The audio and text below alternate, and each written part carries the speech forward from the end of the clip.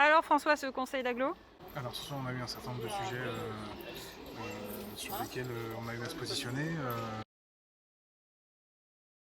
L'extension de ZAC, la ZAC Vernalizy qui se va augmenter de 73 hectares. Donc c'est le projet qui a été proposé ce soir, alors qui est porté par la CCI, avec Amiens Métropole qui se félicite de ce projet. Alors voilà, on a des allers-retours, hein. C'est-à-dire que le 23 mars, on s'est opposé au projet de Boréalia, vous vous souvenez, une soixantaine d'hectares. Puis on a eu une grande conversion écologique d'Alain Geste pour s'opposer aux éoliennes dans un deuxième temps. On lui a rappelé ce soir un certain nombre de ses engagements, hein, sur cette question, puisque les éoliennes qui défigurent des territoires, qui abîment les terres agricoles, qui posent des difficultés, ce soir on peut tranquillement revalider 73 hectares de terres agricoles qui partent vers une zone d'activité qui n'est pas dédiée à des activités particulières, qui reste généraliste, qui reste juste à côté de celle d'Amazon.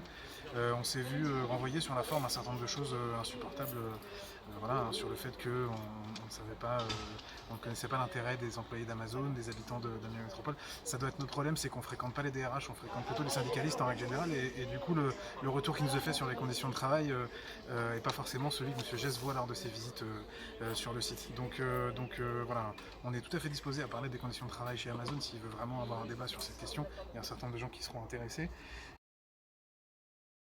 Il y a un certain nombre de questions qui ont été posées, d'observations qui ont été faites sur des plans de sauvegarde de la biodiversité. Alors on a tenu bon sur ces questions aussi, hein, puisque voilà, il y a, en parallèle de ces terres agricoles qui sont rognées, il y a des petits plans, des petites choses qui sont mises en place, mais ça reste assez timide.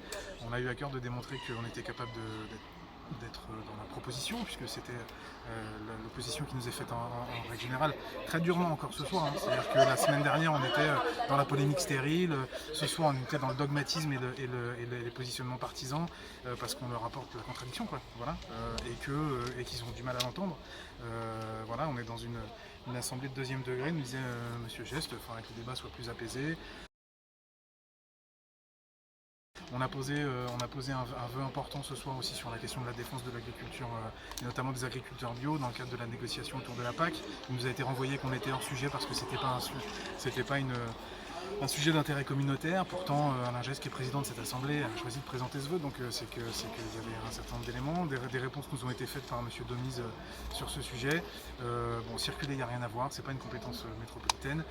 En revanche, nous on continue à être préoccupés par la politique qui est menée par ce gouvernement et puis par l'exécutif ici localement, qui tout bonnement abîme les paysans, les paysannes qui ont des projets, et empêche les agriculteurs en bio de développer leur activité à un moment où l'essentiel des consommateurs ou des citoyens et des citoyennes ont à cœur de développer des filières courtes, des filières en bio. Voilà. On fait tout et son contraire dans cette assemblée en fonction des dates et des sujets.